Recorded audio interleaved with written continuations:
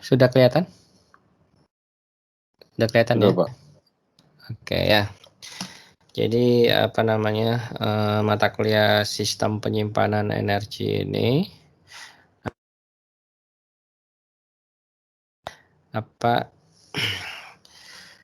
Assalamualaikum warahmatullahi wabarakatuh. Selamat pagi.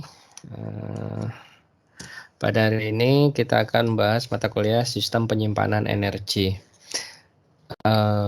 Saya ucapkan terima kasih kepada adik-adik mahasiswa semuanya yang telah tertarik ya untuk mengambil mata kuliah ini. Untuk saat ini sih ada 63 mahasiswa ya dari 2017 dan 2018. Jadi karena memang arah ke depan itu dunia ya pada umumnya itu akan beralih kepada green energy ya, alias green energy atau clean energy, maksudnya itu energi yang bersih. Untuk Denmark sendiri ya, mungkin untuk Denmark sekarang Denmark itu mungkin sudah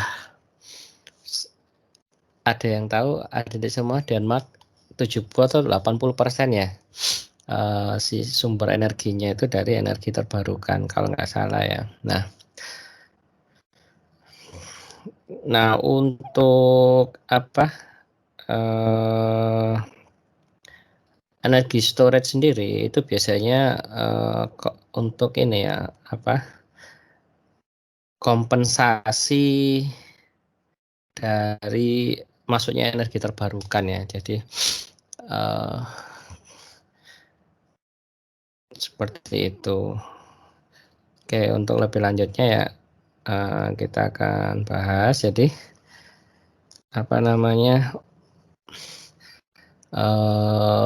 nanti sistem penyimpanan energi ini mata kuliahnya mungkin akan menjelaskan beberapa ya tipe SPE dari klasifikasinya ya. Nah,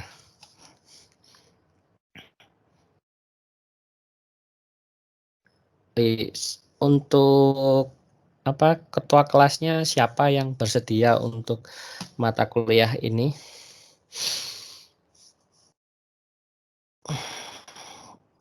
Halo? Tunjuk aja ya biar nggak ini pada diam.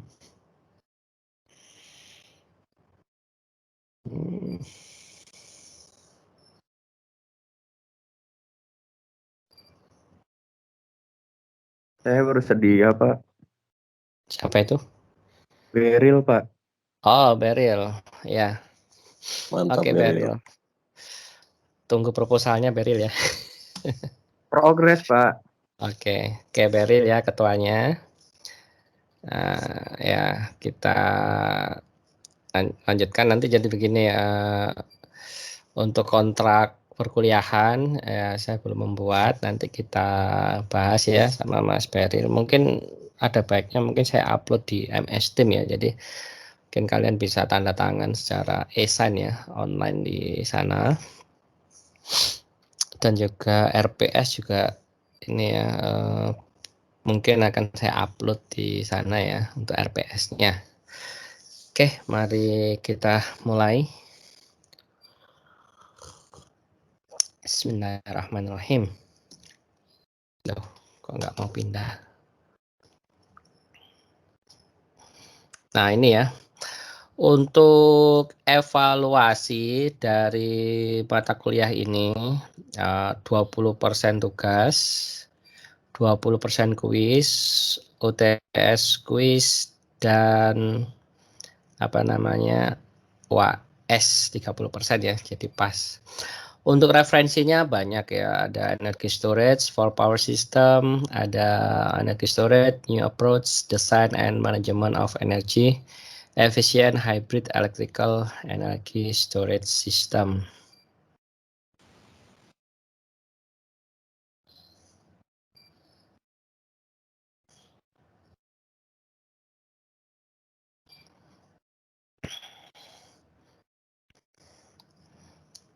Oke. Next. Nah, jadi ke depannya kita itu akan ini ya, berganti dengan oke. Jadi, ini adalah contohnya salah satu energi konvensional ya. Ini adalah konvensional ya. Konvensional ya, energy source. Ya, jadi untuk konvensional energi ini yang pasti masih didominasi oleh thermal ya, batu bara. Nah, sungguh ironi sekali ya kalau pembangkit kita itu masih tergantung batu bara ya. Kita bisa lihat bagaimana Pulau Borneo ya, Pulau Kalimantan dikeruk kekayaan alamnya ya, batu baranya untuk apa? Salah satunya ya untuk sumber energi pembangkit termal ya. Nah, itu ya kita bisa lihat lah ya bagaimana terjadinya lahan-lahan yang dikeruk ya, akhirnya hujan, bisa longsor atau banjir. Ya mungkin itu salah satu sebabnya ya, kerusakan lingkungan dan lain-lain.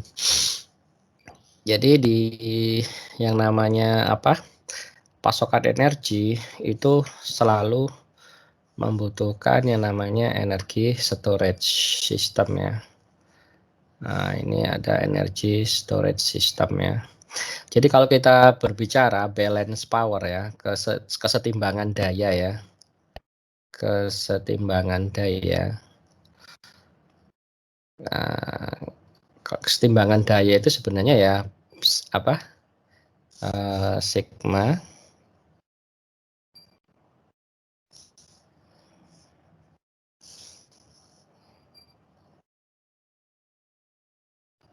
jadi kesetimbangan daya itu ada sigma generator, jumlah generatornya ya. Nah, pastinya di sini ada beban ya, jumlah beban. Nah, ini yang untuk bahas nomor 1 dulu ya. Nah, jadi ini sigma jumlah beban. Nah, biasanya inilah baru di sini ditambah ada P win, ya kan? Ditambah P PV. Nah, ya ini baru kita kesetimbangan daya untuk energi terbarukan dulu ya. Maksudnya energi storage-nya itu belum masuk. Jadi di sini yang namanya energi terbarukan perlu adik-adik semuanya pahami bahwa di sini kita umpamakan dengan beban negatif ya. Nah, ini plus, kalau plus salah, maksudnya kurang tepat ya. Jadi ini kita umpamakan beban negatif.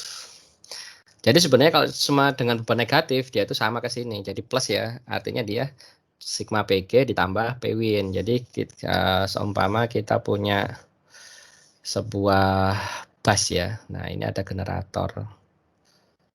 Nah, ini ada sebuah generator.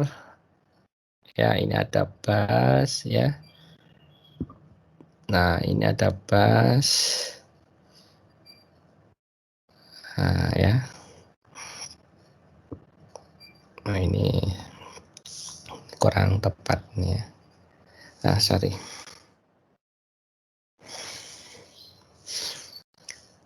Ininya kurang tepat.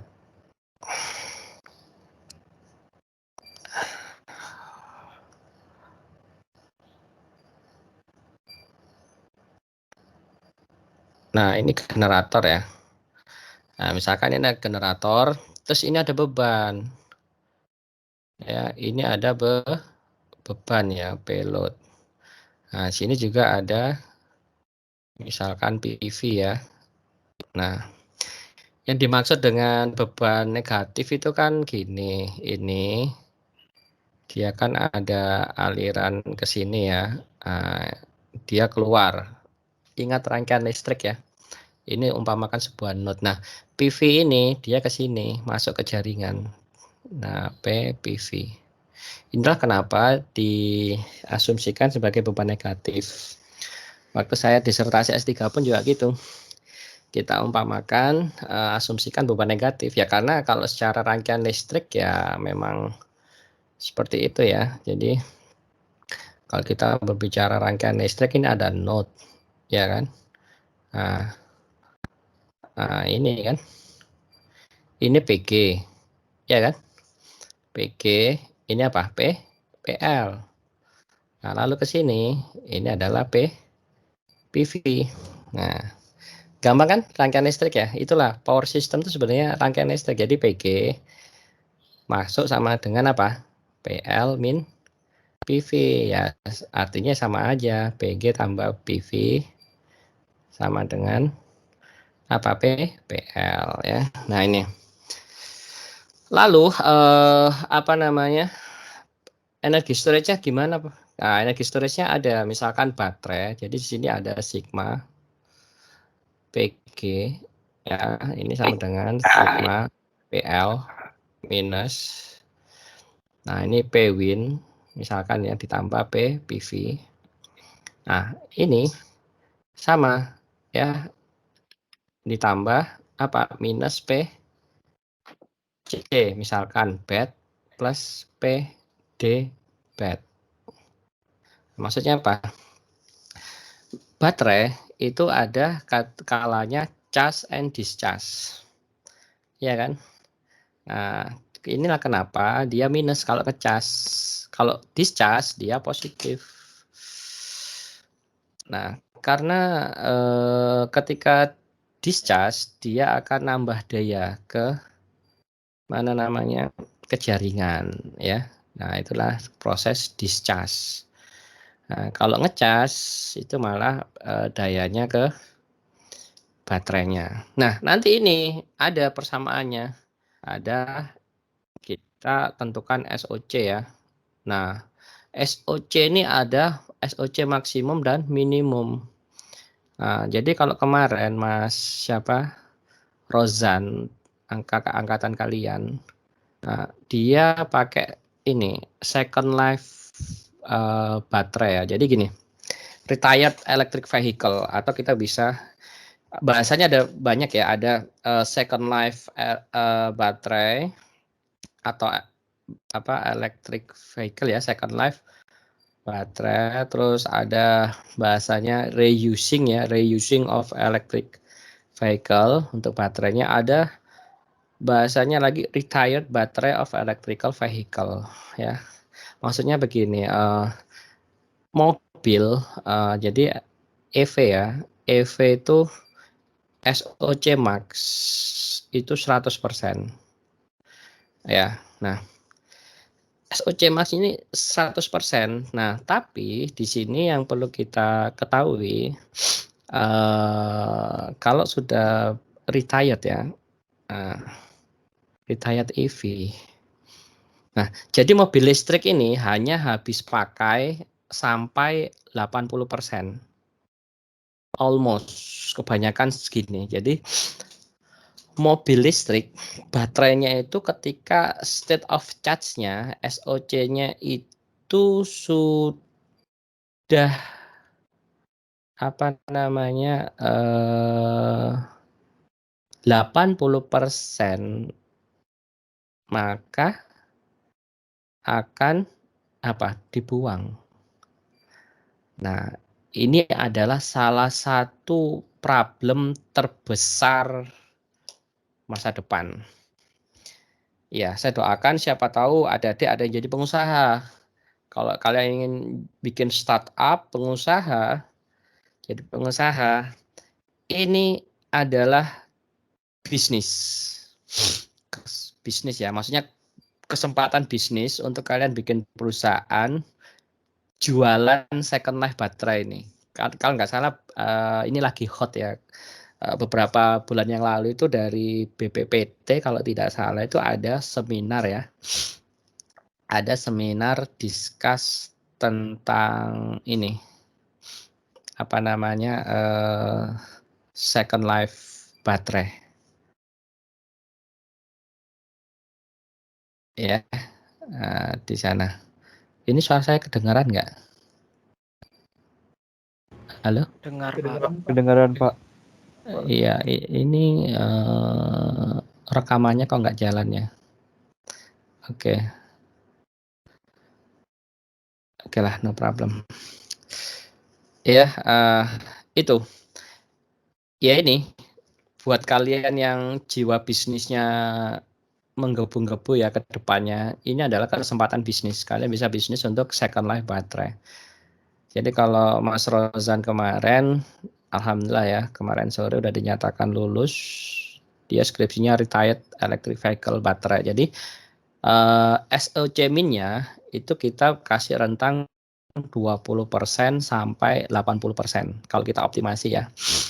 Nah, beliau sudah mencoba beberapa percobaan ya, deskripsinya itu SOC-nya itu misalkan kalau 50% ya, terus 75% dan 80% kalau tidak salah. Nah, karena ya untuk life baterai itu ya hanya ini 80%. Nah, sama dengan riset saya, belum masih perhitungan ke baterainya ya. Jadi kalau di dalam riset saya, misalkan saya pakai jaring distribusi IEEE 69 bus. Ya kemarin pada saat progres saya bilang karena pandemik saya pakai standar IEEE karena bisa juga kita pakai sistem distribusi misalkan Jakarta Selatan ya. Siapa tahu nanti 2018 ke depannya ada yang tertarik ya. Bisa pakai AI dan lain-lain. Kalau saya kebetulan pakai mathematical optimization ya. Optimasi basis numerik. Jadi kita itu. Nah, di sana misalkan beban saya 33,7 megawatt ya. Di IEEE 619 itu 3,7 megawatt. 3,7 megawatt ini berarti sekitar 3.700-an ya. Nah, berarti sekitar 3.700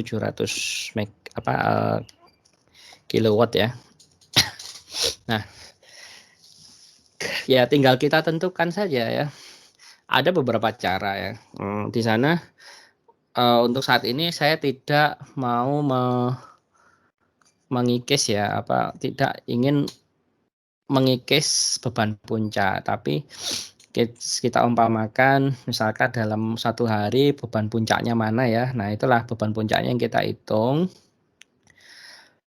Jadi beban puncaknya itu berapa? Misalkan ketika kita pakai pola beban yang lain ya, tinggal kita konversikan aja ya pakai rasio beban. Misalkan kemarin itu dapatnya sekitar misalkan 4,6 mega ya dengan beban yang baru, pola beban yang baru. Nah, tinggal saya pecah ya. Misalkan 40% ini akan dikompensasi ya. Jadi beban puncaknya itu 4,7 megawatt. Mau saya kompensasi 40%.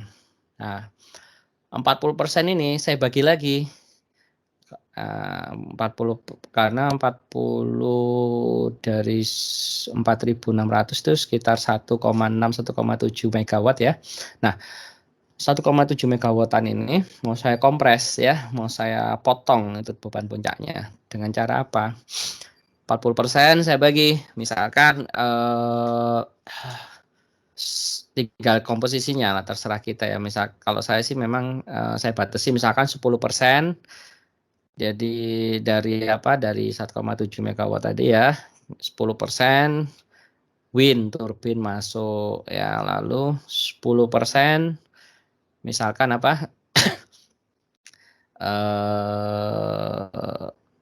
PV ya, PV masuk, kapasitas PV. Nah, terus 20% lagi kapasitasnya yang masuk adalah baterai misalkan ya. Nah, misalkan 20% dari bentar saya hitung dulu ya. Misalkan 20%.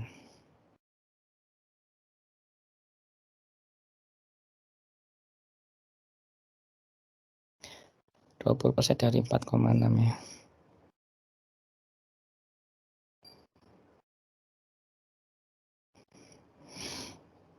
Oke, sekitar 920 kW. Nah, ingat ya, 920 kW.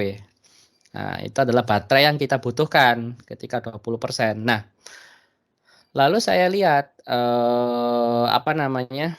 Di sini ada vehicle kan, masih mobil listrik ada ya, ada Tesla, ada Nissan Leaf dan lain-lain ya. Nah, di sini saya memilih yang Tesla. Ya saya bercerita riset ini biar kalian semangat ya. Nah, jadi yang dibutuhkan adalah 920 kilowatt. Nah, tapi saya lihat di referensi mobil Tesla itu 100 kW. Coba kalian search ya, kalau nggak salah 100 kW. Nah, 100 kW, sedangkan saya butuh 960. Tapi ingat 100 kW itu kalau 100% ya.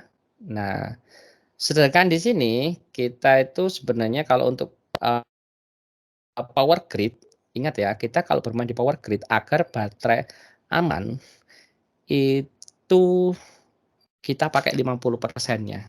Nah, berarti 2 kali lipatnya ya. 960 kali 2. Berapa ya? 90 kali 2.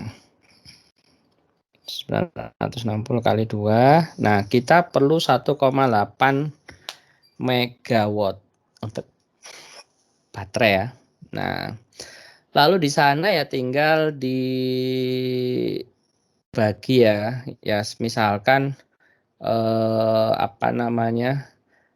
kapasitasnya Tesla itu 100 kW ya. Nah, 100 kW berarti kita butuh, kalau 80%-nya berapa? 80 ya.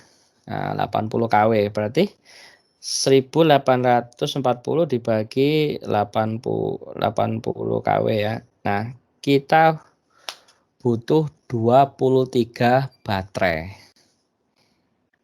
Nah, 23 baterai ini kan karena kita ada 69 bus ya jaringnya. Nah, ya masih mencukupi. Ya tinggal kita mau pasang di bus-bus yang untuk mengkompensasi beban yang besar-besar ya di busnya, atau 24 tadi mau kita bagi dua. Maksudnya mau dipasang di satu bus aja lah ya. Kan di sistem itu kalau nggak salah ada yang tinggi banget 1200 ya. Nah, 1200 kilowatt di jaringan. Kalau nggak salah di bus 61 atau berapa ya. Nah, itu yang tadi berapa? 24 itu kita bagi. Ya, misalkan 10 baterai itu untuk kompensasi di bus itu tadi yang 1200. Nah, itu kalau kita mau masuk ke bagian optimisasi ya. Nah, tapi di sini batasan masalah yang saya ambil. Nah, ini ya kita berbicara skripsi juga ya biar kalian tahu. Nah, jadi batasan masalah yang saya ambil di sini pokoknya charge and discharge-nya itu sudah terserah optimisasinya ya. Artinya saya hanya menentukan, bisa jadi saat ini jam 9 itu tentang dia charge, terus nanti discharge. Nah, padahal itu pun bisa kita atur otomatis. Misalkan beban puncaknya itu 4 jam, tapi kita batasan masalahnya memang kita untuk beban puncak gitu ya. Misalkan beban puncaknya itu terdiri dari 4 jam. Ya sudah, artinya kan misalkan 4 jam itu jam berapa? Katakanlah jam beban puncak ya, 11, 12, 1, 2 lah. Kita umpamakan ya, jadi jam 11 sampai jam 2 misalkan. Ya sudah, artinya apa? Di sana baterainya kalian setting mulai jam 00 sampai 8 ini charging lah ya, atau kalau chargingnya udah cukup ya bisa di off kan ya. Lalu nah ketika jam 11 baterainya discharge ya kan, Jadi baterainya itu discharge ke jaringan. Dia injeksi daya untuk kompensasi daya ini tadi beban puncak. Nah, lalu setelah itu dia selesai. Nah, ini adalah ketika saya mengisi di mana? Ketika saya mengisi di PT Angkasa Pura II ya, yang PT Angkasa Pura II kan perusahaan yang nangani bandara mana itu Soekarno-Hatta ya dan beberapa anak cabangnya. Nah, ya di sana ada pertanyaan dari mungkin beliau kayaknya sudah senior engineer ya, yaitu, nah pertama kan dia beliau bertanya gini, ini ada PV ya siang, tapi beban puncaknya terjadi di malam hari, misalkan banyak penerbangan ke luar negeri ya. Nah, itu bagaimana? Ya caranya itu tadi saya bilang PV khusus ngecas baterai. Nah, ketika terjadi beban puncak malam hari itu berapa jam? Nah, itu baterai yang bekerja discharge. Nah, itu salah satu contohnya ya.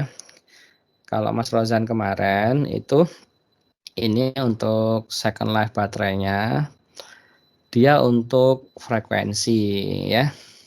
Nah, jadi untuk semester ini ada 3 ya. Jadi yang sistem penyamai energi Rozan itu pakai ini electric vehicle ya.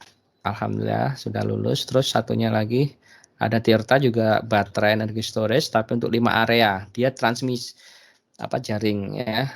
Kalau Rozan ini electric vehicle-nya untuk isolated ya, isolated microgrid atau bisa katakan stand alone, misalkan hanya di Pulau Bawean gitu ya. Misalkan satu pulau itu belum ada. Kalau Mas Tirta itu 5 area ya. Jadi 5 area, dia juga pakai baterai. Terus juga ada Mas Fajar Irfansa itu juga pakai baterai tapi cuma 2 area. Tapi beda studi kasusnya. Nah, di sana ya. Nah, itu adalah contoh sistem penyimpanan energi storage. Kalau sebelumnya itu ada pakai SMAS, superconducting energy magnetic storage. Kita akan bahas juga ya. Ada juga pakai superkapasitor. Ya, itu untuk mengkompensasi ketika ada wind turbine masuk. Kalau wind turbine kan sinyalnya kan bakal ini ya outputnya wind turbine kan fluktuatif ya. Dan itu bakal selamanya fluktuatif itu ya, selama tergantung anginnya misalkan 24 jam ya 24 jam dan itu bakal mengganggu kestabilan. Nah, itulah kenapa kita butuh kompensasi. Namanya sistem penyimpan energi ini untuk apa? Mensemutkan ya. Mensemutkan tuh kalau bahasa power elektronik untuk mengurangi ripple. Kalau bahasa dasar sistem kontrol ya itu adalah mungkin yang sudah ngambil pengendalian motor listrik ya, itu bahasanya adalah osilasi ya. Jadi untuk mereduksi osilasi atau mereduksi ripple. Nah, itu. Ya, dan satu lagi dari mata kuliah ini semester tahun kemarin ya. Itu ada yang juara kalau salah Mas Amin ya. Jadi beliau cerita terinspirasi dari mata kuliah sistem penyimpanan energi ini. Dia ikut lomba juara 2 dari Nexus atau apa saya lupa. Nah, jadi siapa tahu ke depannya nanti ada adik terinspirasi dan mungkin mau ikut PKM atau DST dan lain-lain ya. Ya, kalian harus berkompetisi jadi mahasiswa. Siapa tahu dari sini kalian dapat ide, terus kalian kembangkan ya. Ya itu tadi, siapa tahu dari sini kalian jadi pengusaha nanti ya ke depannya. Jualan ini, jualan apa? Baterai, jualan baterainya mobil listrik buat bangun jaringan microgrid picogrid ya, picogrid atau nanogrid yang di desa-desa ya. Kalau retired baterai itu sekitar 20% ya, sampai state of charge-nya lebih kecil sampai 80%. Nah, ya. Ini pun ada, sekarang ada yang namanya pakai machine learning pun bisa ya. Jadi machine learning itu kalau kita mau berbicara baterai bisa ya. Jadi remaining life. Jadi kita akan memprediksi ya umur panjang dari baterai ini tadi pakai machine learning. Nah, itu ada juga topik yang di sana. Ya, dan untuk apa? Penyimpanan energi sendiri ya ini tergantung kebutuhan ya. Nah, nanti kita bahas. Misalkan kayak kita hidup di daerah pegunungan ya kan. Nah, pegunungan itu kan dataran tinggi ya, kita hidup di lembah. Nah, ternyata kalian ini mempunyai ide untuk misalkan potensial gravity ya, itu ada. Jadi energi storage berbasis energi potensial atau apa gravitasi. Nah, seperti itu ya.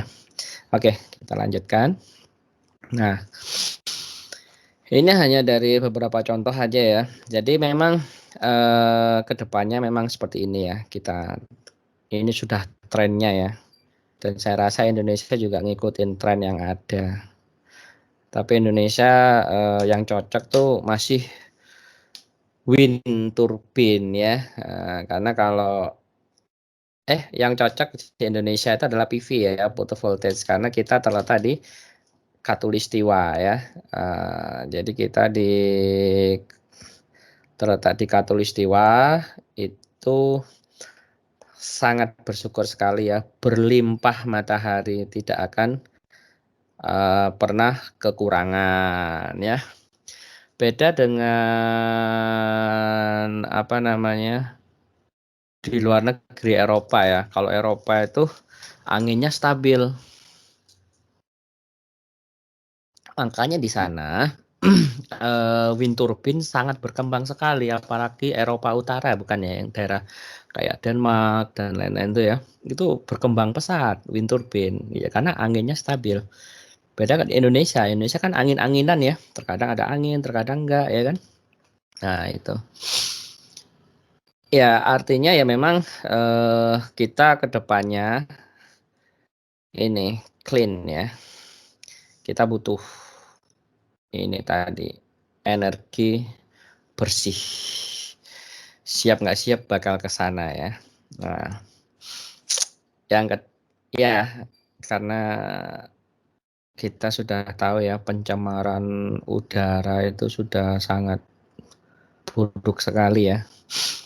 Bahkan mungkin katanya kalau nggak salah kan penelitian karena adanya wabah pandemik ini lubang ozon ada yang ini ya, apa sudah kembali normal ya, menutup ya. Sebelumnya kan ada terbuka ya. Lalu handal ya. Nah, jadi keandalan yang dimaksud dari energi storage itu satu ya, ketika ini untuk wind turbine ketika tidak ada angin ya. Ketika tidak ada angin kan artinya wind turbine tidak mengeluarkan daya, ya kan?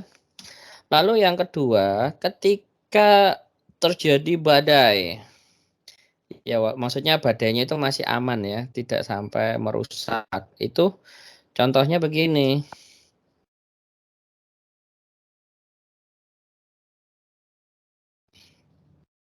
apa namanya? Jadi badai tapi masih aman, artinya apa? Kecepatan putaran wind turbine-nya sudah melebihi batas cut off. Nah, artinya di sana kan wind turbine-nya harus mati, ya kan?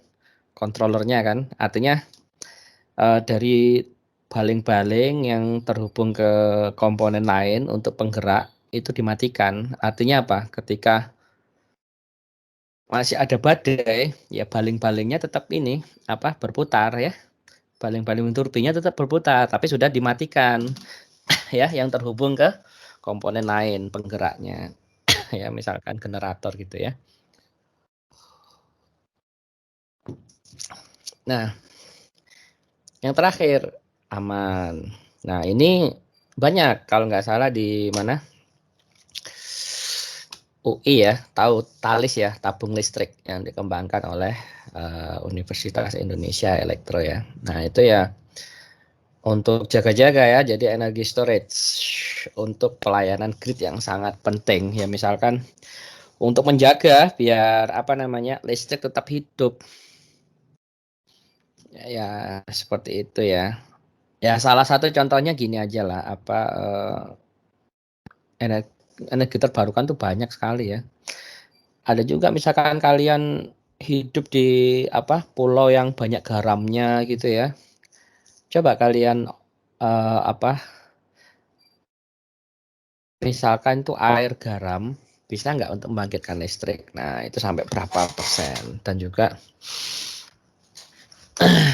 energi storage itu banyak ya. Jadi bisa pakai ada berbasis air dan lain-lain. Nah atau energi potensial ini contohnya ya.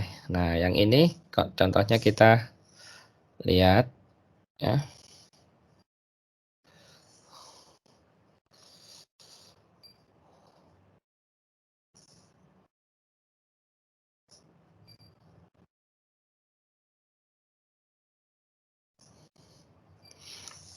Kita lihat ini ya. Nah, di sini energi storage-nya pakai compress air ya. Nah, udara yang dimampatkan ya. Jadi ini ada jaringan listrik ya. Nah, ini masuk ke motor. Nah, untuk kompresor ya. Nah, jadi kompresor masuk sini ya. Nah, ini adalah apa?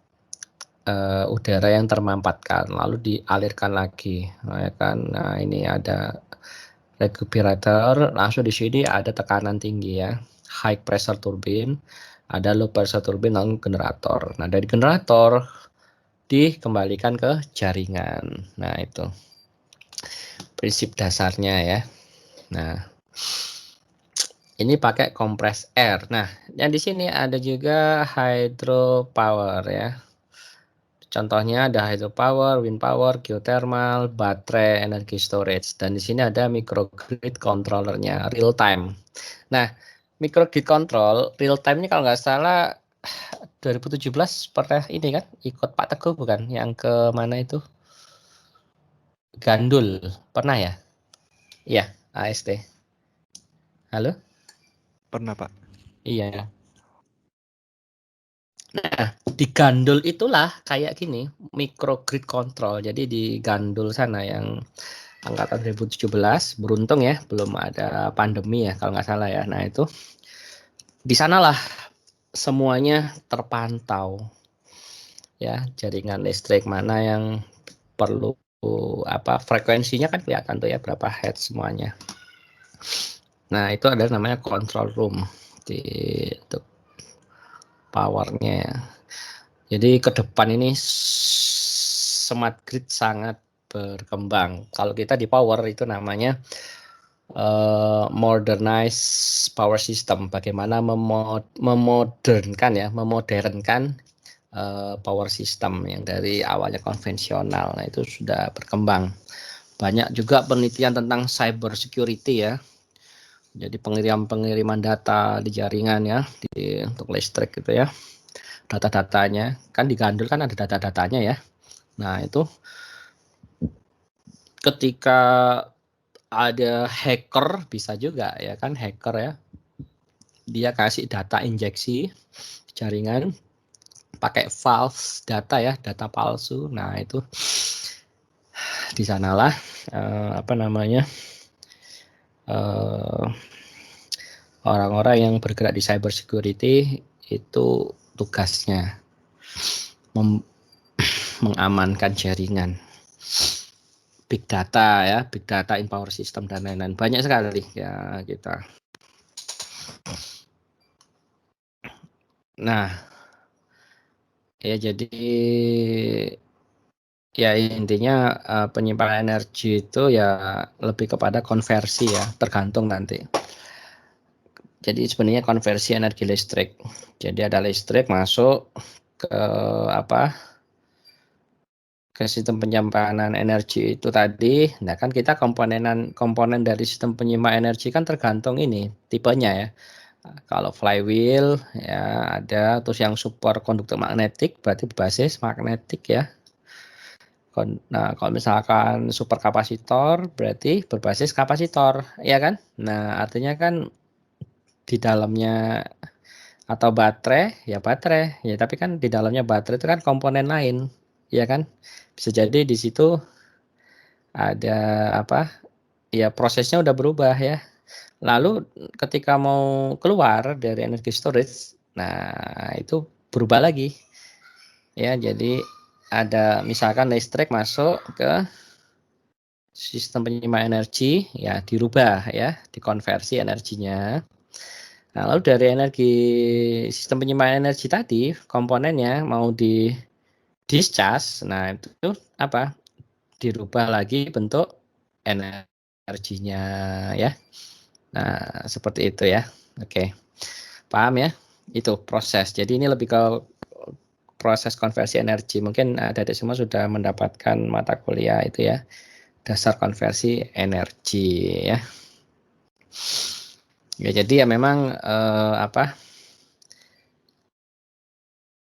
SPE itu digunakan ya. Jadi misalkan ada proses ya ketika permintaan beban rendah itu bisa untuk apa?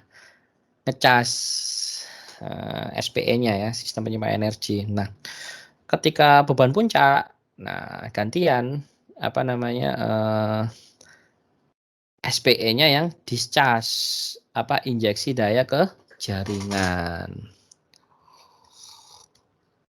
Jadi seperti itu. Jadi tipe-tipenya tergantung tipe dari sistem penyimpanan energi itu sendiri ya.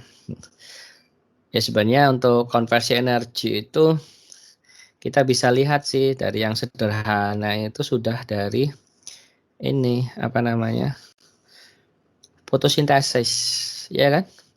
Fotosintesis itu kan sebenarnya energi storage yang paling sederhana ya kan. Dari radiasi matahari ya kan, terus ada CO2 sini. Nah, disimpan, diolah ya kan. Keluarannya apa ya ini? Chemical bond energi ya, rantai energi kimia. Ya, bisa O2. Nah, kalau malam hari kan beda ya, bukan O2 ya. Saya lupa apa CO2 atau apa yang dikeluarkannya. Nah, ya inilah seperti ini ya contohnya. Ya, kalau original energi matahari langsung. Kalau misalkan ini ada apa? Bunga ya. Nah, bisa.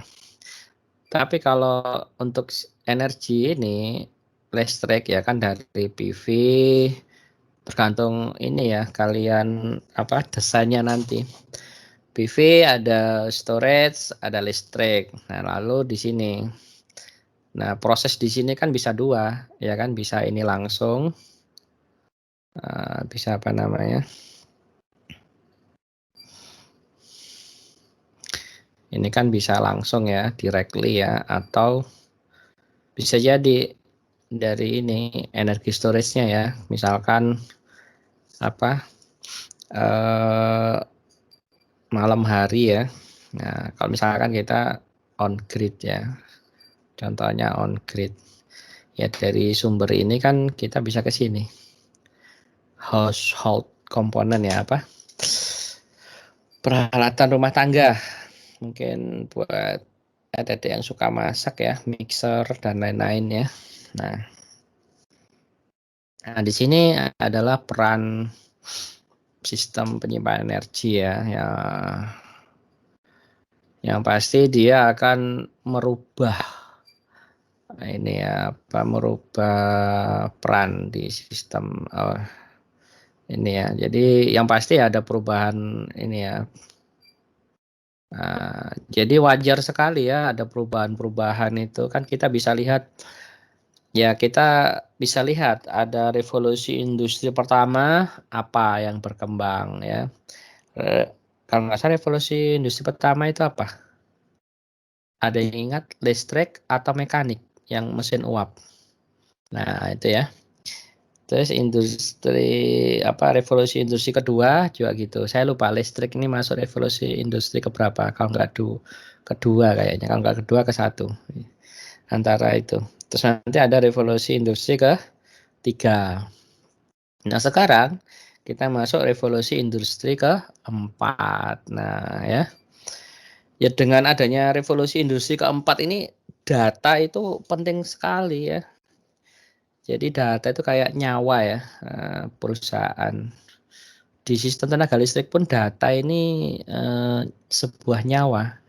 Apalagi kalau digital ya. Wah, kalau udah digital itu terus ada hacker masuk, dia sudah bisa mematikan secara otomatis. Ya, itu studinya itu interdiction ya kalau nggak salah di Power System. Ada juga studinya itu namanya terrorist attack. Nah, saya pernah baca itu. Jadi di sana yang dimaksud dengan terrorist attack itu adalah yang diuji itu putus jaring. Jadi kan kita kan punya jaring listrik ya, sebuah LAN, sebuah jaring itu ya, transmisi ya. Contohnya transmisi aja lah. Coba ada 25 bus dan saling terhubung ya, itu jaring listriknya ya. Nah, yang dimaksud dengan data-data digital itu kan kita di sana yang kalian lihat otomatis apa?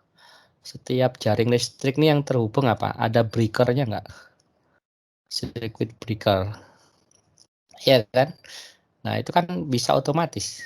Nah, kalau itu yang dimainkan, misalkan data-data digitalnya itu ada kan, yang dimainkan oleh hackernya itu tadi, tinggal ini ya tinggal ini, misalkan circuit breaker yang menghubungkan jaring A ke B ini diputus. Nah, itu bisa. Nah, itulah kita harus hati-hati. Yang kedua dari beban puncak ya. Beban puncak dapat dikurangi. Kalau ini riset saya, kalau ada yang tertarik gabung, monggo silahkan. Kalau masalah kestabilan, ini sudah ada beberapa mahasiswa yang mengerjakan skripsinya dan ya alhamdulillah sudah dinyatakan lulus semua. Nah, ya. Jadi ya penyimpanan energi itu memang fleksibel ya, tergantung kita pengen menggunakan yang mana tipenya. Itu saja sih ya. Ya ini yang keseimbangan antara produksi dan konsumsi ini yang sudah saya jelaskan tadi ya, yang mana PG ya, sigma PG sama dengan sigma payload ini ya. Nah, baru di sini ada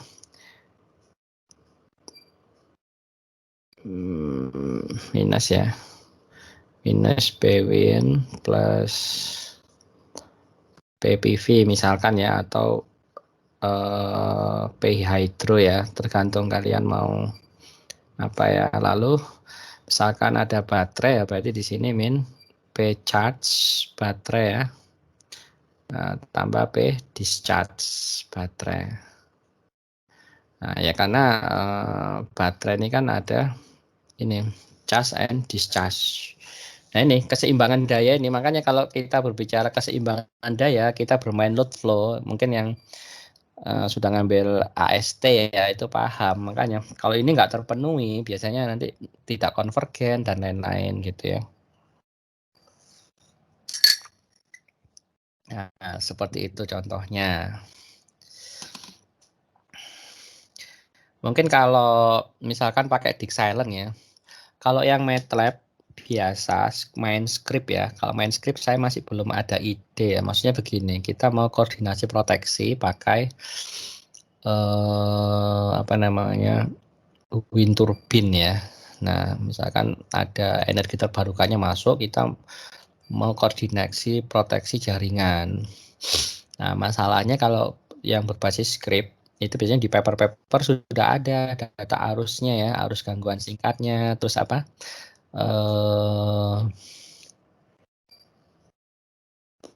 apa itu namanya relay ya, relay yang jadi primer dan relay backupnya itu sudah ada. Nah, mau menyambungkan energi terbarukannya saya masih belum ada ide ke sana. Tapi kalau mungkin pakai disk silent, energi terbarukan bisa, tapi kita juga tidak bisa default ya kan. Kita juga nggak bisa default. Kalau disk silent tuh biasanya pemodelannya harus detail ya. Jadi kita nggak bisa default ya, tiba-tiba relaynya disetting segini. No, kita nggak bisa. Nah, salah satu caranya ya kita harus dapatkan existing data. Kalau pakai disk silent atau etap gitu ya.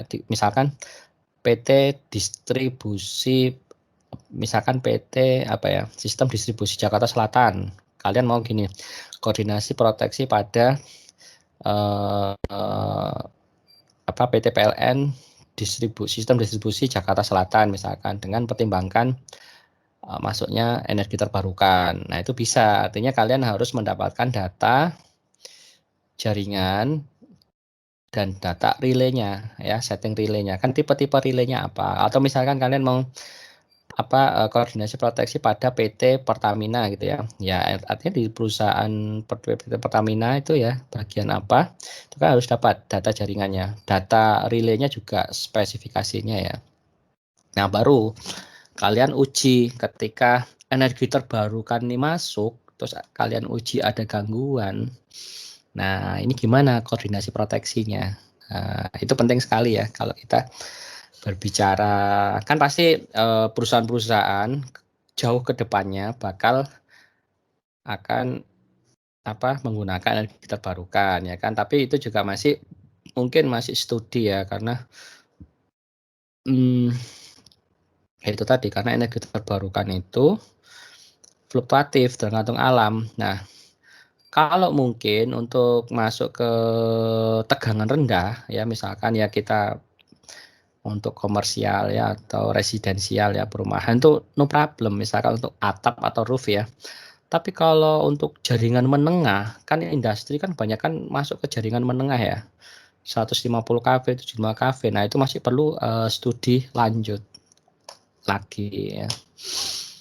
Oleh karena itu sampai saat ini masih sedikit sekali yang apa energi terbarukan tuh masuk jaringan, apalagi masuk jaringan Jawa Bali ya. Wah, itu pertimbangannya sangat luar biasa sekali. Karena kalau enggak ya, pas masuk tiba-tiba seluruh Jawa black out. Wah, luar biasa sekali itu. Nah, yaitu salah satu tantangannya bagi para engineer elektro ya. Ya di sini kenapa saya berbahas masalah listrik ya karena kan sistem energi storage-nya hubungannya sama listrik gitu. Salah satu contohnya ya.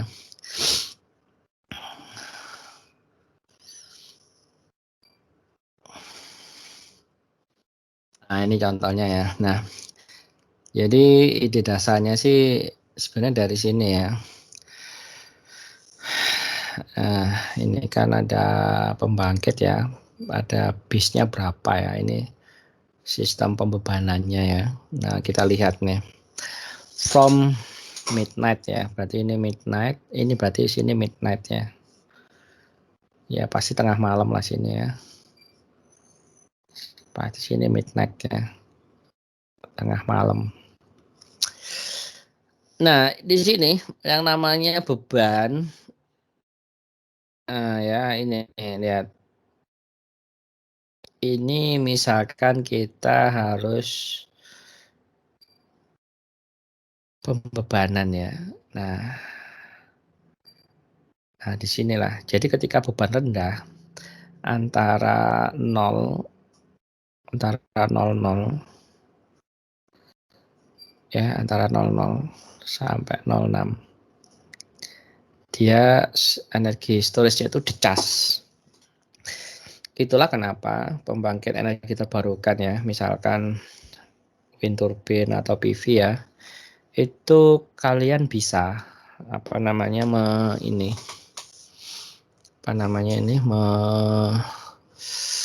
excess energi ya, kelebihan energinya yang dari energi terbarukan itu bisa untuk ngecas ya. Nah, jadi pada saat beban rendah dia ngecas ya. Nah, ketika dia beban tinggi ya. Nah, di sini juga apa? Energi storage ini untuk beban ya. Untuk menjaga frekuensi dan tegangan di mana menyeimbangkan supply and demand. Kalau kakak kalian energi storage-nya masih berkutat di sini frekuensi ya. Tapi kalau riset saya ini belum ada yang join ya mahasiswa itu lebih ke ini tegangan ya. Jadi memperbaiki tegangan, mengurangi rugi-rugi daya listrik dan ini berdasarkan supply and demand ya, penyeimbangan ini salah satu constraint-nya ya. Tapi saya menggunakan software GAMS ya, apa General Algebraic apa gitu ya.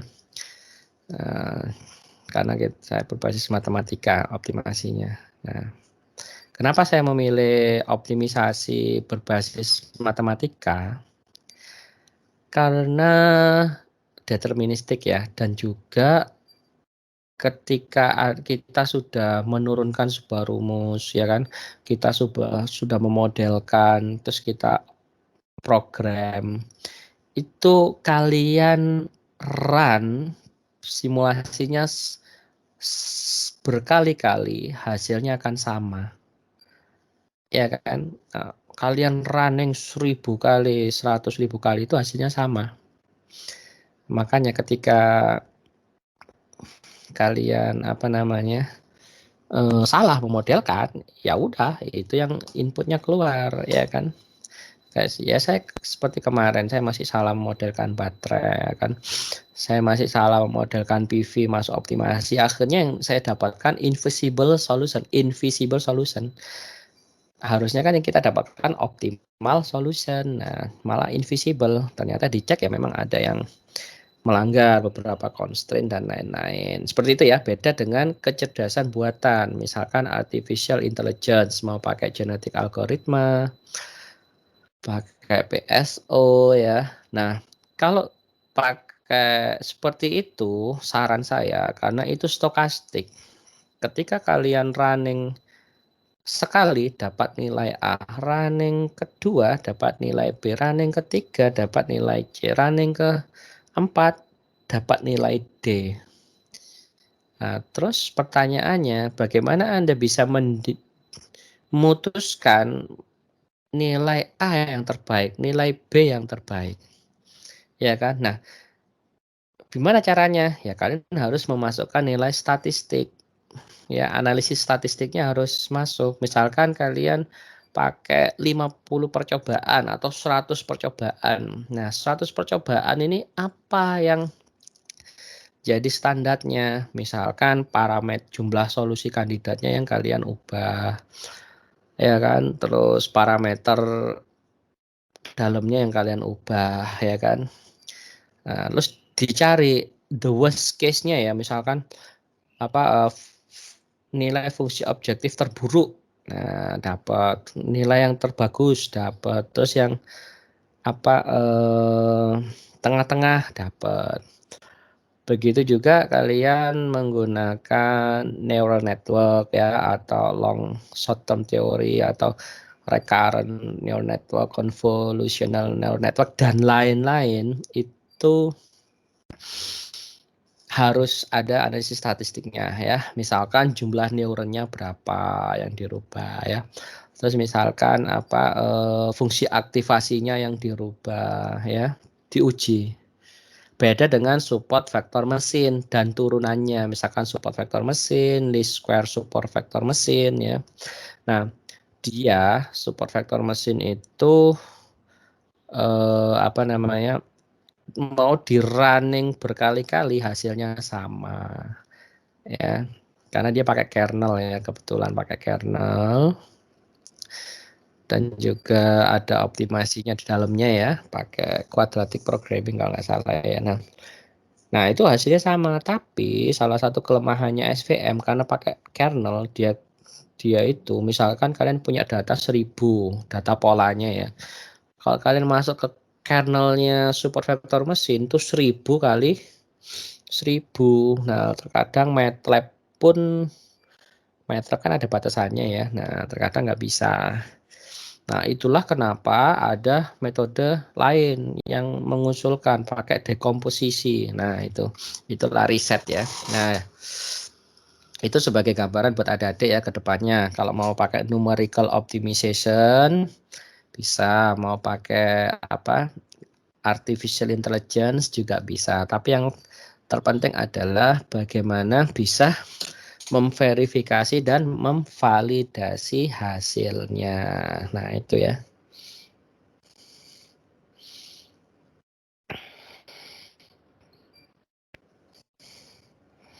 Ya sama ketika kita bermain ini ya, bermain frekuensi ya. Nah, ketika kita bermain frekuensi, jadi kalau frekuensi kan kita lihat ya. Nah, ketika ini ada beban ya. Nah, kita beban segini ya, dia ada beban naik terus turun ya kan. Nah, biasanya misalkan ini ke 5, 6 ya. Nah, biasanya ketika ada beban misalkan ini 10 megawatt ya, ini 20 megawatt. Ini 30 ya, ini 30, ini ke sini 20 ya. Nah, ini kita berbicara frekuensi ya. Nah, dia drop frekuensinya anjlok deleng ya kan. Terus wah, ini terlalu apa? Sebentar. Karena 10 ya, atasnya ada yang 30. Nah, misalkan ini Anda dari detik 0 sampai 5 ini pakai 10 megawatt, frekuensi jatuh. Set. Ini 5. Anda naikkan lagi 30. Jatuh lagi ke sini. Nah, ya kan? Nah, lalu Anda 6 tuh 20 ya. Nah, misalkan gini. Nah, ya kan kembali lagi. Bisa jadi gini. Nah, kalau wind turbine masuk beda.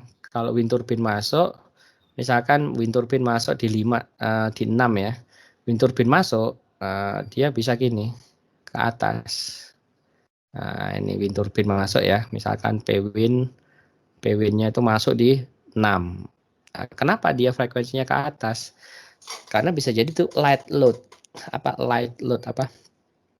Bebannya itu rendah sekali. Jadi kelebihan daya. Kalau ini kan dayanya kan kepotong dari beban. Nah, ini ya. Jadi kalau saya skripsi anak-anak pakai logik aja. Kalau misalkan dia misalkan dia ada bebannya frekuensinya gini, terus wind turbine masuk kok malah ke bawah. Ya kan? Ini kan F. Wind turbine masuk kok ke bawah. Nah, di sana baru pertama kalau saya lihat itu dari hasil ya. Nah, makanya adik-adik semua ini harus bisa membaca grafik. Dari hasil kita lihat if there is any problem ya, kayak ada sesuatu. Nah, baru saya investigasi ke sistem. Ya, dan itu banyak. Jadi anak-anak itu jadi ketika ya saya tahu problemnya di mana, terus saya lihat ya memang terkadang ini tanda plus minusnya yang salah ya kan. Kan kalau misalkan wind turbine menjadi beban negatif, itu artinya kan apa namanya, tandanya harus berkebalikan dengan beban ya ketika wind turbine masuk jaringan. Itu contohnya ya. Nah, di sini ketika beban puncak ya, contohnya aja lah ya ini. Ya, peak beban ya. Nah, di sini ada ini akhirnya ketika ini awalnya ini beban ya, misalkan bebannya segini ya, yang saya ceritakan tadi. Misalkan ini beban. Ini adalah peak load ya, peak load. Nah, jadi inilah yang dikompensasi pakai SPE, energy storage ya. Misalkan ini berapa 150 megawatt lah ya. Kebesaran ya, no problem. Misalkan ini 300 megawatt ya. Nah, akhirnya yang disuplai oleh PLN cuma segini. Artinya PLN kan ya kalau misalkan pakai batu bara ya masih untung. Karena apa? Ya kan kalau kita bakar batu bara terlalu banyak kan juga biaya yang dikeluarkan juga banyak ya. Nah, itulah di sini. Oke. Ya. Jadi seperti itulah energi storage ya. Ya banyak energi storage itu kan macam-macam ya. Ada yang khusus riset di bidang materialnya, ada ya.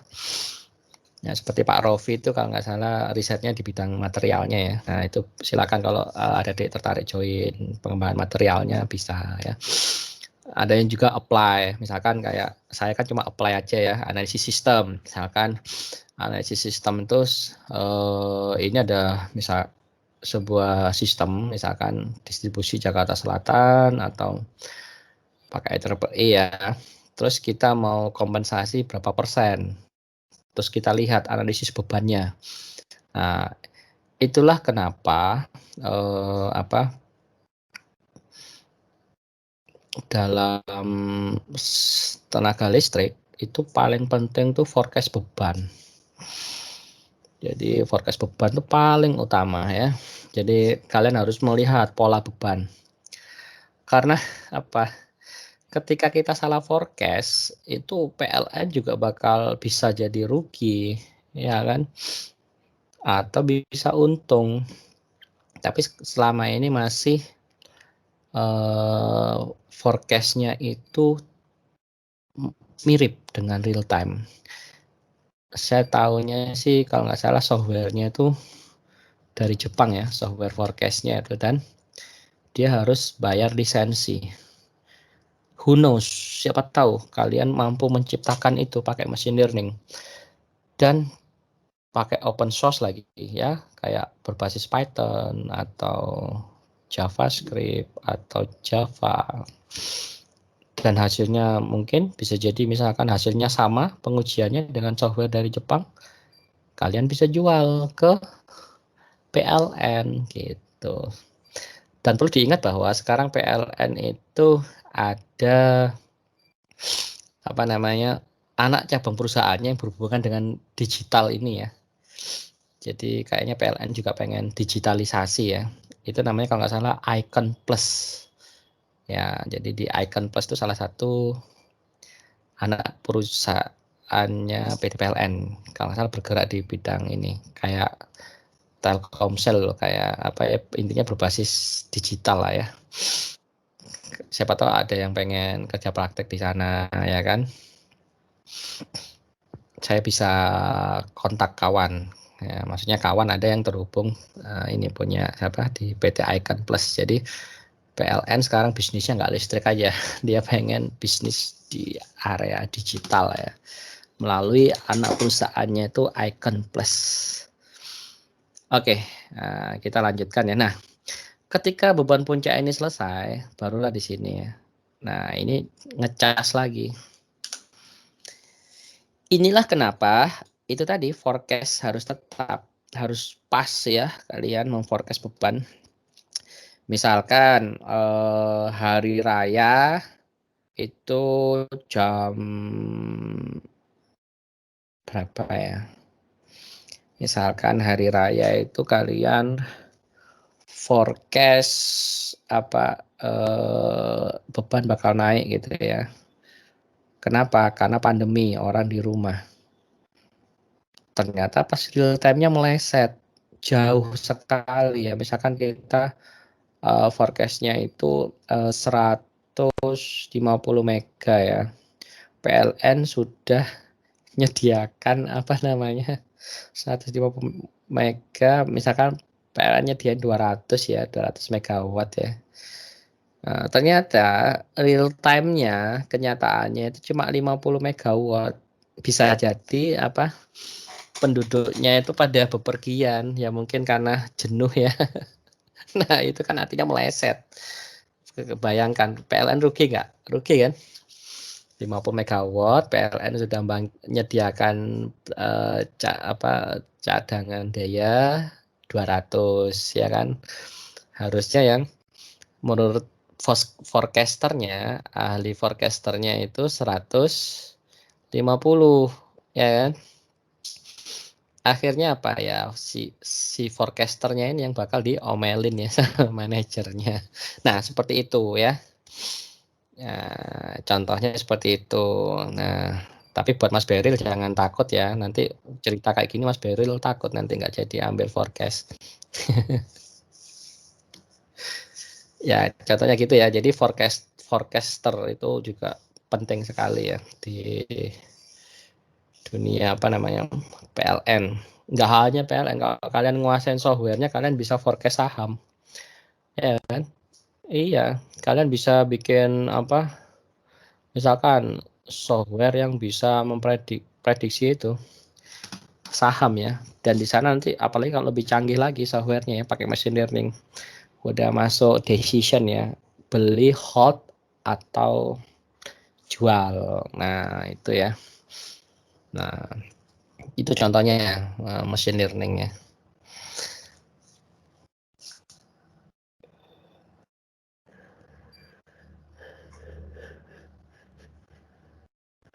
Nah, ini sudah ya, saya jelaskan tadi ya.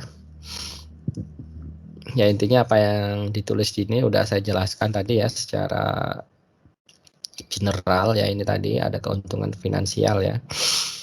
Dan juga dikombinasikan, kalau dikombinasikan elektronika daya canggih ini ya monggo silakan, kali siapa yang tertarik ya, misalkan ini ada Elda ya, ini ada Elda, ini ada SPE, kalian di sini misalkan Smash ya, Smash itu kan pasti butuh dia di dalamnya ya konverter ya atau apa saya lupa. Nah, di sini ada komponen-komponen konverternya. Misalkan kalian mendesain di sana silahkan ya. Karena kemarin yang skripsi baru apa kawan-kawan itu ada di mahasiswa baru ke dynamic model ya. Jadi pemodelan smash, chess ya. Itu masih ke dynamic model. Nah, kalau yang irisan ini belum ada. Nah, siapa yang mau jadi yang pertama ya nanti pengen ngembangin di sini ya. Nah, siapa tahu. Nah, ini yang sudah jelasin tadi ya. Ya intinya tentang apa? Energy storage bisa pembangkit ya, transmisi, distribusi dan ini. Kalau pembangkit nanti akan saya jelaskan ya. Ini kebetulan saya ambil dari skripsinya Mas Yudo. Pembangkit ini kita bisa namanya virtual inertia control ya. Virtual inertia control. Jadi jadi virtual inertia control ini VIC karena yang namanya apa?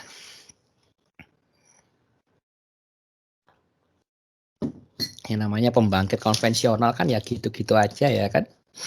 Terus inersianya ya sudah pasti sudah masuk spek pada saat pembuatan. Nah, masalahnya ketika pembangkit energi terbarukan masuk itu kan perubahannya harus cepat sekali. Energi terbarukan kan cepat sekali itu perubahannya tergantung alam ya. Nah, artinya gimana caranya biar mengkompensasi itu tadi? Apa mengkompensasi akibat energi terbarukan masuk? Tujuannya apa? Ya tujuannya biar generatornya nggak rusak. Nah, ini kalau dari sistem kontrol. Kalau saya disertasinya dulu S3 itu tentang apa? Robust. Jadi kalau saya disertasinya kebetulan bukan di power system control tapi power system security ya, operation and security. Jadi ada PV. Ingat ya, PV tapi forecast-nya error 30%. Bayangin loh, ini ada PV tapi forecasternya itu error ya, hasilnya itu error sampai 30%. Nah, ini seberapa batas aman generator untuk mengeluarkan dayanya? Ya intinya kalau secara logika ya memang kita kan kita harus selalu mengasah logika kita ya. Nah, ketika PV-nya itu semakin besar errornya ya. Nah, itu malah harusnya keamanan generator ini lebih mengecil ketika lebih besar. Nah, itu jadi pertanyaan. Nah, itulah ya. Jadi berada di semuanya. Kenapa seorang dosen walaupun menguji ya, misalkan skripsi bukan bidangnya dan lain-lain, itu masih bisa melihat ya hasil dari semuanya, risetnya itu tadi kita pakai logika berpikir, logik. Nah, logik itu makanya logika kita harus diasah ya. Oke, kita lanjutkan ya. Nah, ini contohnya. Nah, ini Mas ini ya, ya beliaunya udah lulus 1 tahun lalu ya. Oh, belum ada 1 tahun ya. Baru 6 bulan. Nah, ini ya. Jadi kalau dulu itu kita kan masih dipakai ini. Pembangkit konvensional ya. Tapi ke depannya kita akan ini sudah berbasis konverter ya, power elektronik. Ya, jadi ada sistem penyimpangan energi, PLTB, PLT,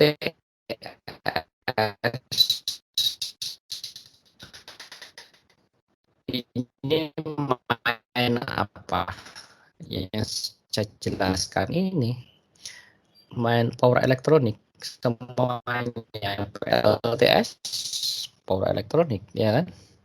PLTB juga ini energi sistem penyimpanan energi. Kalau kita mau detail basis power elektronik juga ada. Nah, menjadi pertanyaan, aduh gimana nasibku ya kan? Ini pembangkit konvensional kan. Nah, itu artinya kan nanti ada jangan sampai kehilangan inersianya ya.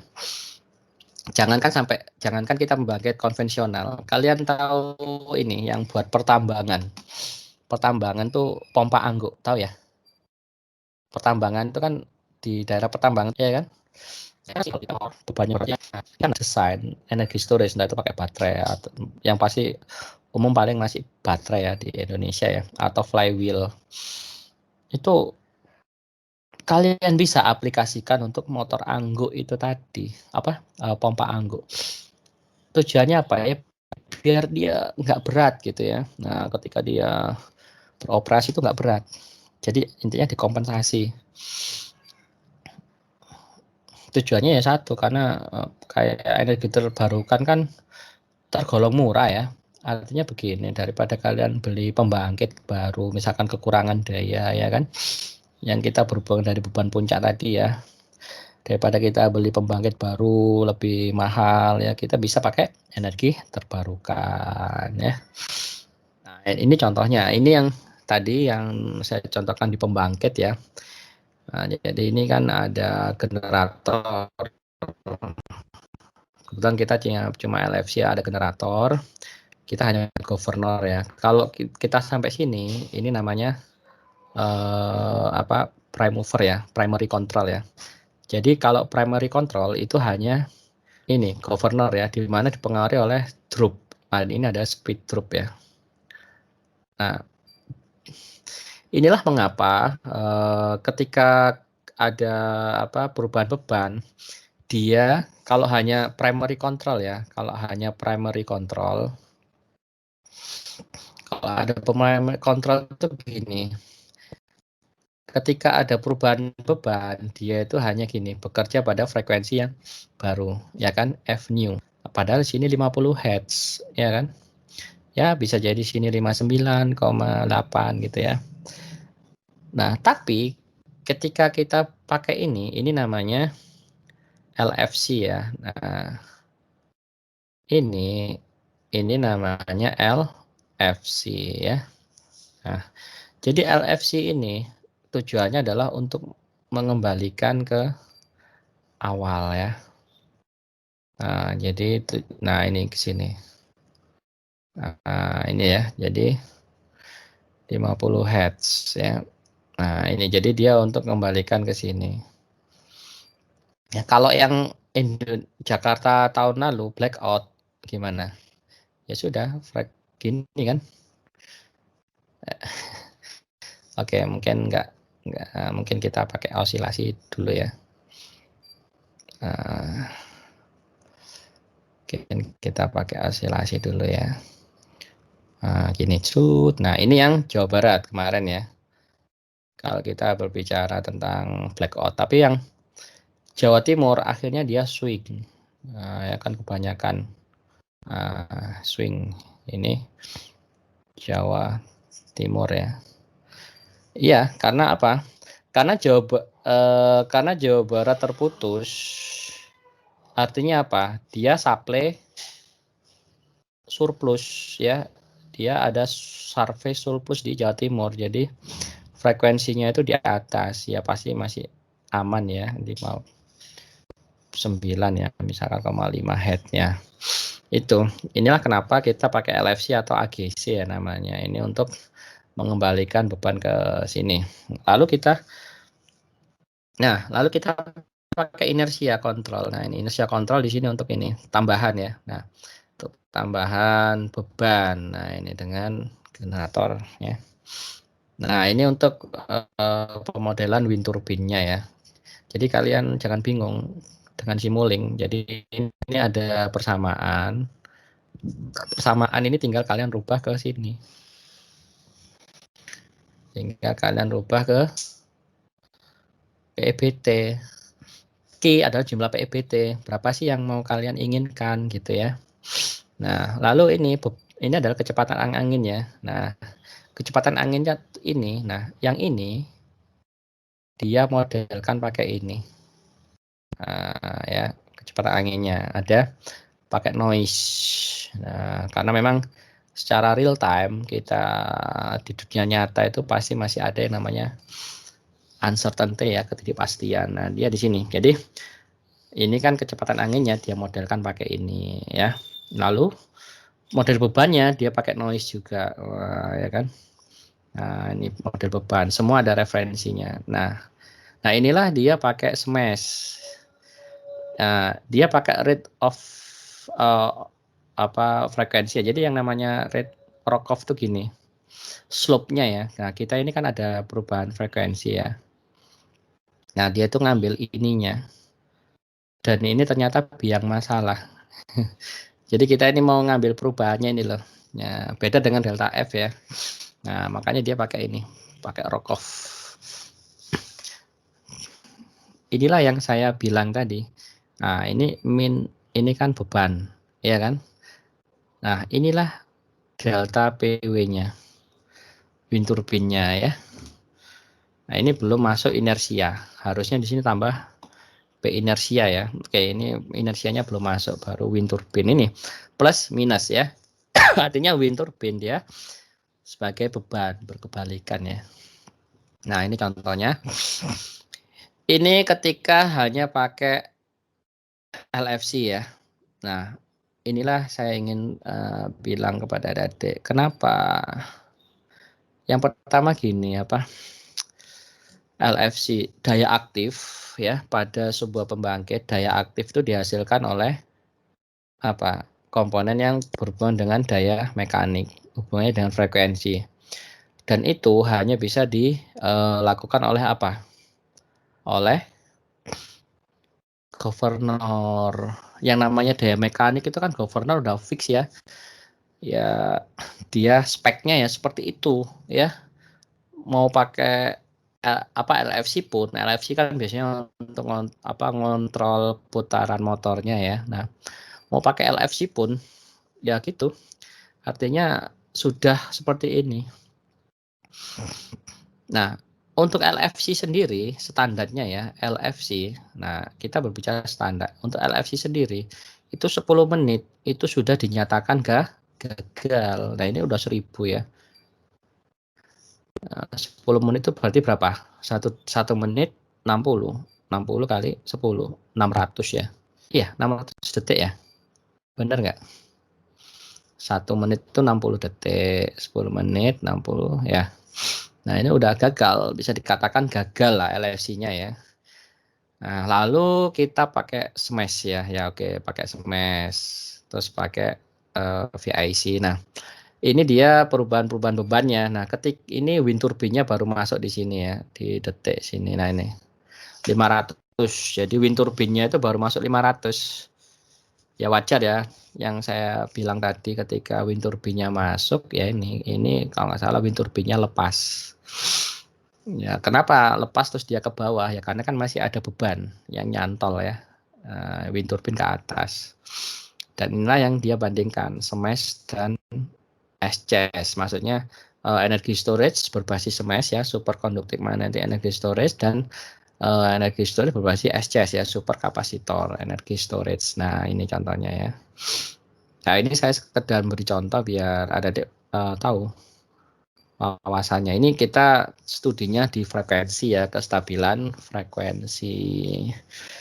Tapi wind turbine-nya baru sebatas ini. Ya, wind turbine-nya ini kayak kita mau cari wind power-nya ya. Nah, nggak tahu ini ada yang tertarik ngambil wind turbine-nya tapi modelnya mungkin DEVIC ya, double fed induction generator. Kan wind turbine ada 2 ya kan, ada double fed ya, DEVIC ya, induction generator atau PMSG ya, permanent magnet apa, PMSG ya, permanent magnetic apa, synchronous generator ya, saya lupa ya. Nah itu sah-sah saja, jadi monggo. Nah gitu. Jadi kalau riset saya memang riset saya saat ini sampai saat ini memang pengennya itu semuanya ke arah energi dan juga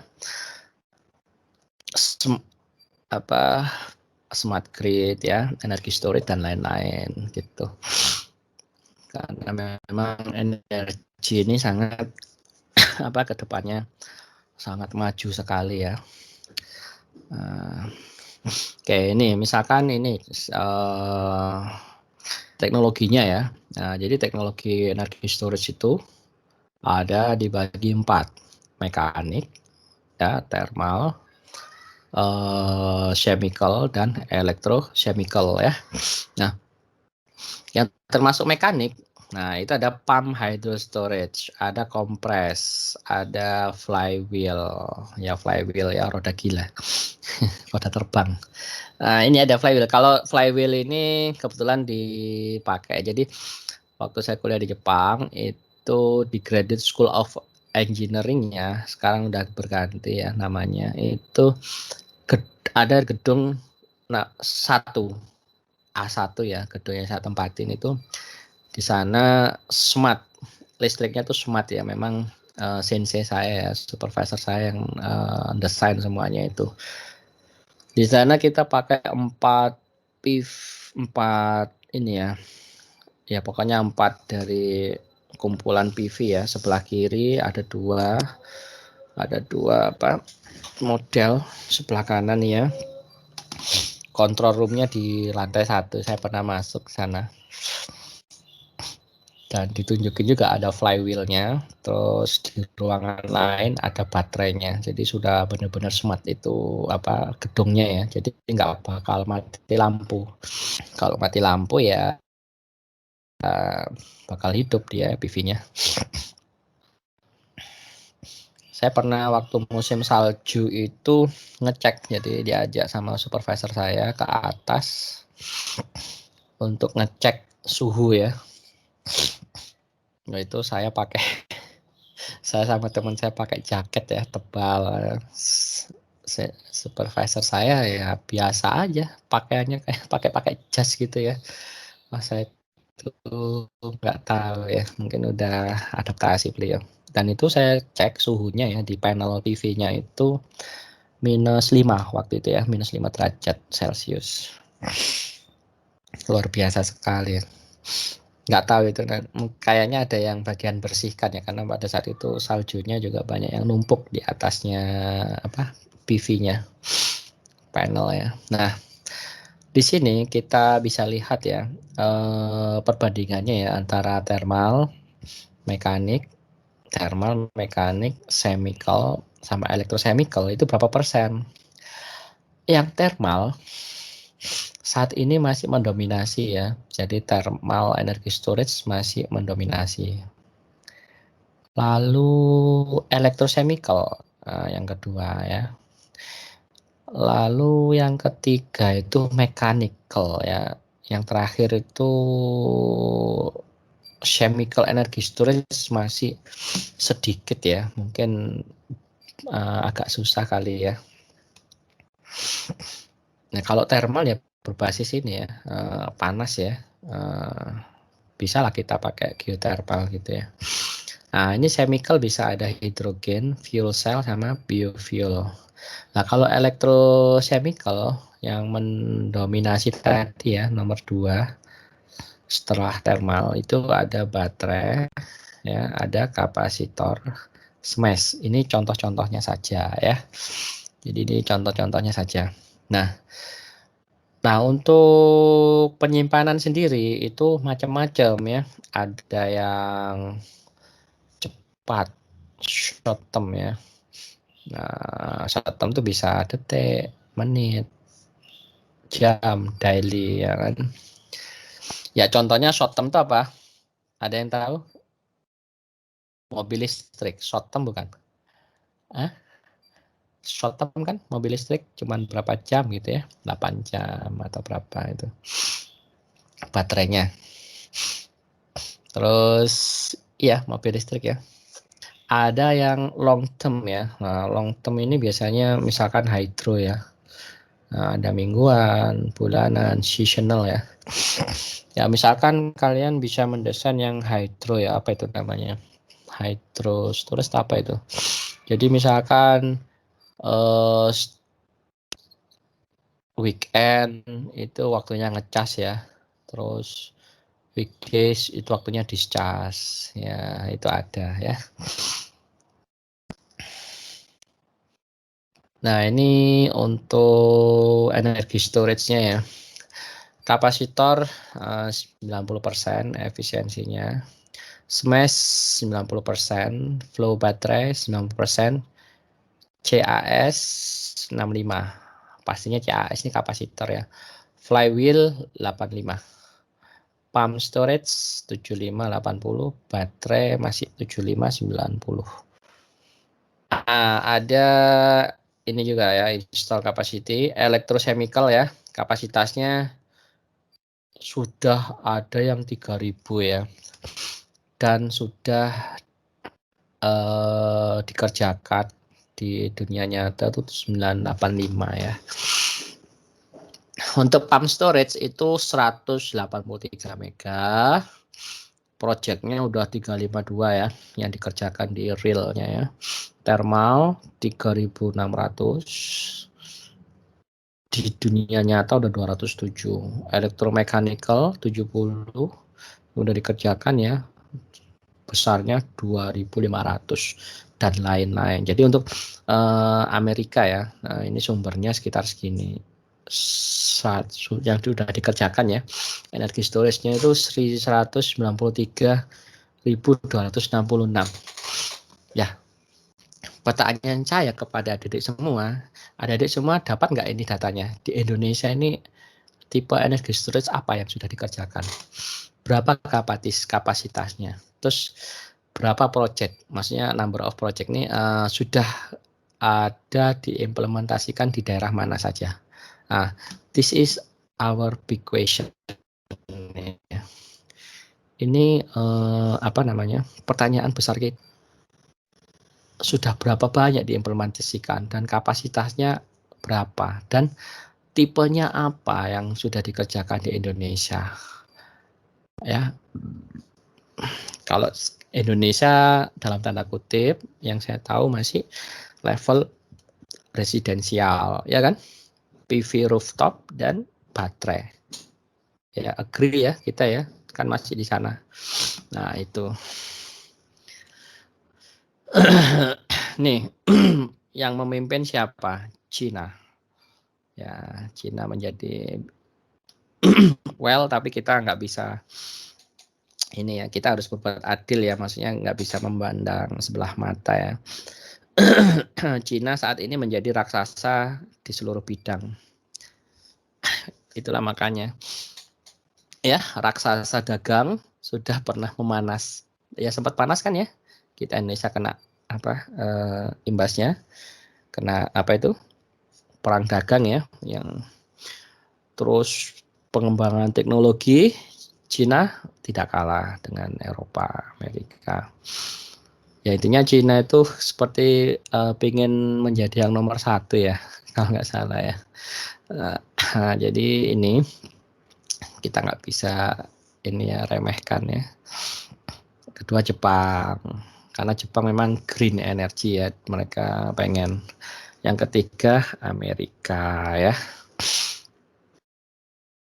Ya mungkin Amerika ini dibuat misalkan kapasitasnya 24 ya, keseluruhan ya, dari 494, artinya dia dipecah-pecah di seluruh area ini ya, 494 area. Terus ada Jerman, India. Well, where is Indonesia? Indonesia belum terdaftar. Nah itu, bayangin loh, ini Afrika Selatan ya. Kalau India wajar ya, India kan penduduknya bisa kita kalkulasi lebih dari 1 miliar ya. India kan lebih besar dari 1 miliar penduduknya, sama dengan Cina. Cina ini sudah bermiliar-miliar penduduknya ya. Mungkin Afrika Utara ini masih sedikit kan, jadi ya Afrika Selatan mungkin masih nggak jauh-jauh beda lah dari Indonesia ya untuk jumlah penduduknya, tapi mereka sudah memulai. Mungkin Indonesia sudah ada yang terinstal, tapi masih dalam bentuk yang ini rooftop itu ya, perumahan-perumahan residensial, jadi masih belum masuk ke grid. Nah, untuk komponen penyimpanan energi sendiri itu ada 3 ya, ada storage, media penyimpanan, ada PCS, dan balance of plant. Nah, kalau ini media penyimpanan wajar ya, banyak ya. Nah ini ya tergantung ini sih tergantung tipe energi storage-nya ya. Ada potensial namanya pump heat electric storage yang berbasis kimia, ada baterai yang berbasis listrik ya, atau konduktor, ada smash ya. Nah yang pasti kalau konversi pasti ada yang saya jelaskan tadi ya, misalkan kan CAS tadi, kompres air energy storage. Sorry, saya tadi salah, saya tadi kapasitor ya. Jadi ini hanya 2 ini yang tidak ada konversi ya. Yang pasti kan energy storage tetap perlu sumber ya. Nah dari sumber itu kan dirubah di dalamnya itu komponennya apa aja ya, jadi terubah energinya ya. Nah terus ini bisa juga untuk bisa menjadi penyearah ya, dan lain-lain ya. Yang kedua ya ini pastinya perlu ketika Anda proses konversi ini kan jangan sampai ada kerusakan ya. Jadi jangan sampai ada kerusakan. Misalkan kalian mau kapasitor ya kan, kapasitornya kan dilihat dia menerima arusnya berapa. Tiba-tiba kalian cas, wah meledak ya kan. Nah, berarti rusak karena harusnya yang dicas itu kapasitasnya segini ya harusnya ya. Nah, atau tegangannya lah, kalian yang input kan untuk ngecas itu kebesaran. Ya, seperti itu ya. Nah, dan juga ini masih lambat ya pengembangannya karena distribusinya ya, apalagi Indonesia ya, apalagi ini masih 10 Indonesia ya, tantangannya luar biasa sekali. Ya, Pak, untuk kesetimbangan ada ya perangkat yang digunakan, lingkungan, dan sambungan listrik. Ya, kalau ini mah generator ya, kita pasti perlu ya, komponen biayanya akan bervariasi ya. Kalau BOP pasti ya kita interkoneksi ya kan, kita perlu perangkat pelindung juga ketika ada lonjakan arus ya kan dan lain-lain. Nih ada intinya lebih kepada kayak peralatan-peralatannya itu. Dan kita harus memperhatikan juga ya proteksinya, pemanas, ventilasi atau AC dan lain-lain gitu ya. Dan juga fondasi. Kalau ini sudah masuk ranah ya kalau kalian ini project ya. Nah, seperti itu. Kalau aplikasinya pasti ya. Jadi selama ini kan kita itu rantai listrik ya, mata rantai listrik kan pasti ada pembangkit, transmisi dan distribusi, lalu ada pelanggan. Nah, untuk SPE bisa jadi dia di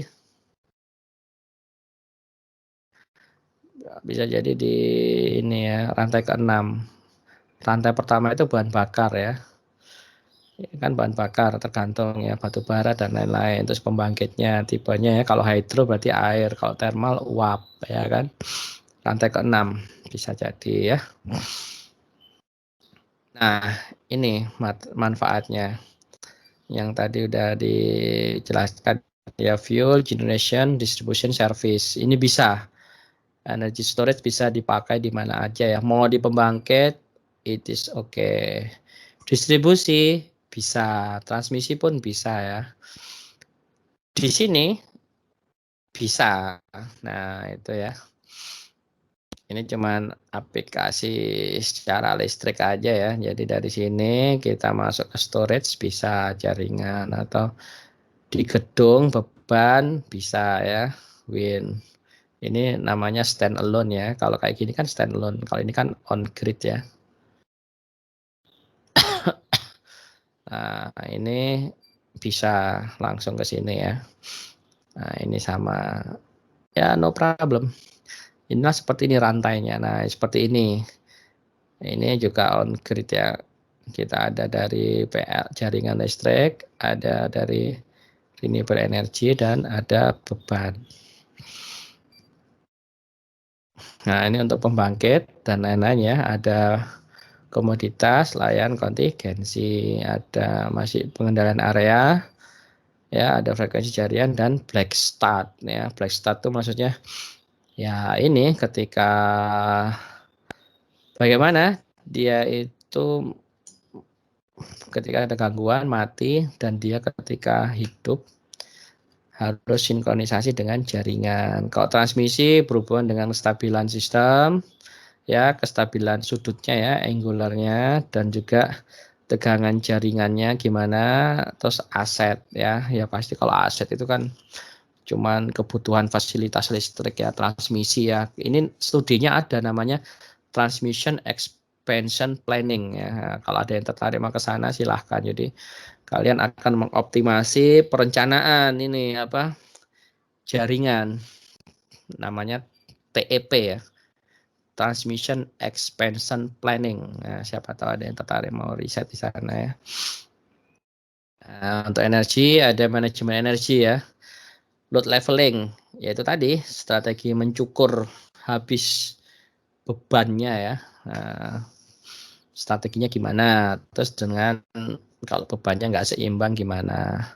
Ya, terus power quality-nya gimana ya hubungannya dengan ya biasanya kan kalau di jaringan ada harmoni, bagaimana faktor dayanya, flickernya dan lain-lain. Terus keandalan daya dan